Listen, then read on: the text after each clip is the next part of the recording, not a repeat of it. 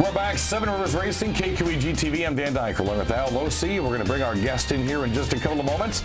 A kind of a different twist happened Saturday night when it came to the Thunderstocks. We had a winner, but that winner didn't eventually win the race. As you're going to watch right here, Wayne Smith came out and had a fantastic night at the Crosse Speedway when it came to the Thunderstocks. Interesting how this one lined up because you had Jordan Myers and Dakota Miller. They were lined up side by side, 1 and 2 in the point standings about halfway through this one. Rookies of the Year contenders, Burt Young, Jacinta Paff, they were lined up side by side with one another. And it was a really, really interesting race to call. Now, Wayne Smith apparently gets the checkered flag for the race win, in which race we saw 4 wide here at one point. But in the end, now watch who takes second place in this race. There he is. That's Nathan One Car White in 27.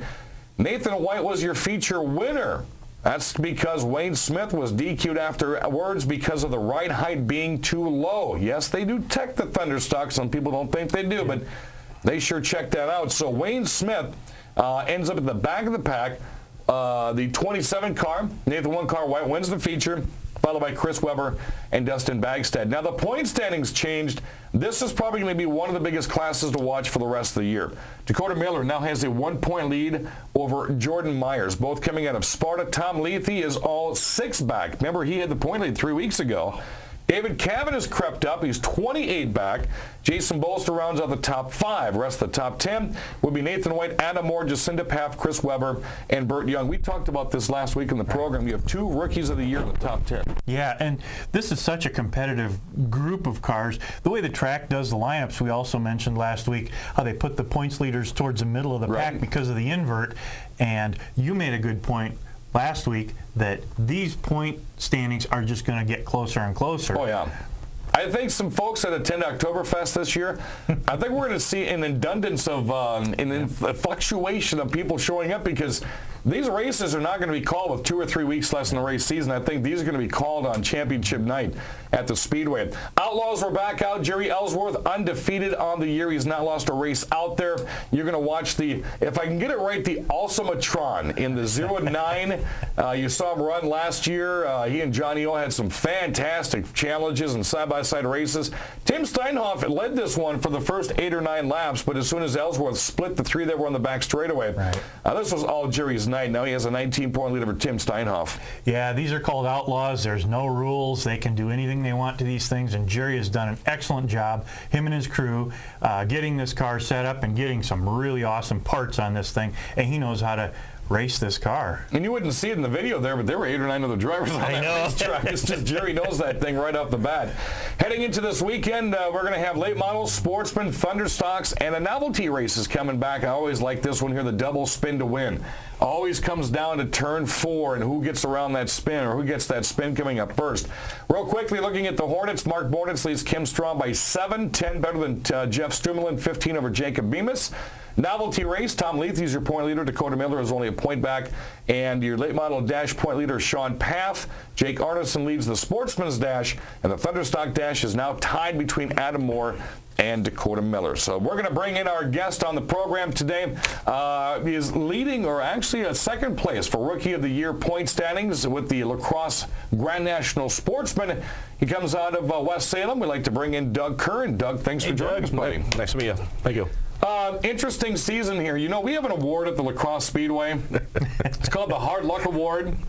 And you're getting my vote. Well, I'm not trying to persuade our viewers here.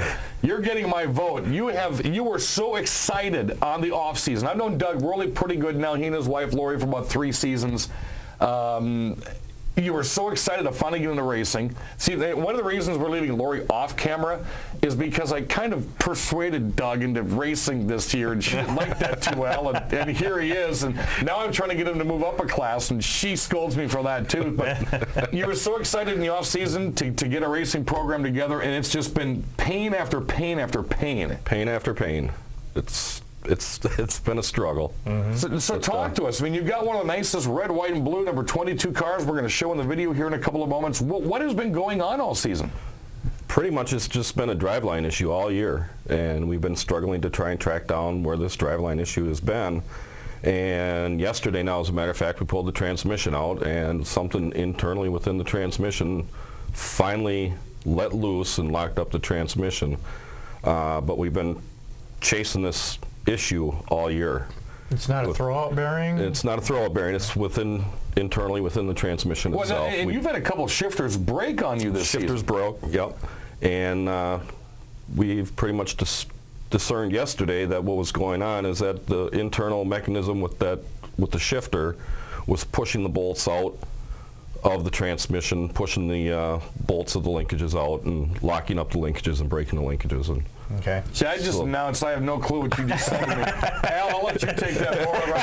I'm trying to picture it in my head. I don't. What's happening here? in other words, it was a transmission, internal transmission. And what he was saying was he was going to open a can of beer a little early that night. Yes. Boy, I'm going to look that up here this afternoon and figure out what he was just talking about, because I know he said this shit. I was covering myself pretty good there until he got internal, then I was done. So, well, what do you do in that kind of a situation? I mean, is this car hexed? Is there a voodoo on this thing? I mean, we're ready to put Damien on the side of the car. Well, I'm assuming you're going to drop the transmission, pull it out, yes, open it up, take a look at it. Yep, and that's what we did yesterday, and that's when we found out that the synchro somehow it's not syncing up somehow with the shifter levers and everything else, and so it's just pull it out and put a new one in, and hopefully be out Saturday. There you go. It's one of those disheartening situations, because where I announced that I can see pretty much this angle of the track, I know where Lori's standing because they're with the Eckelbergs, and then when I see Doug standing there, I still do this with Troy Rayev. I mean, he gets Rookie of the Year late models, and because of some misfortunes, he stands on the hill. He's usually standing with you guys. I really feel bad because you're standing there with your hands in your pockets, and you might have a beer, and you're not really interested in what's going on because you want to be on that track. Yep, I want to be. There's a lot of great guys out there, and there's a lot of great guys that I'd like to race. And those guys have been a lot of help this year, and just to be able to say that I'm out there racing with them is something for me to. I'm just very proud to be with that group of guys out there. Right. Is this going to sour you because of the problems you've had this year from racing next year? No. I will be out next year. You heard that, Lori. She's like, whoopee. And it will be a sportsman car. It will be. Well, what about Outlaws? See, there we go. You saw that, and I saw the look from right here. When we come back, Doug is a part of a really cool program that I want to really start doing some research on.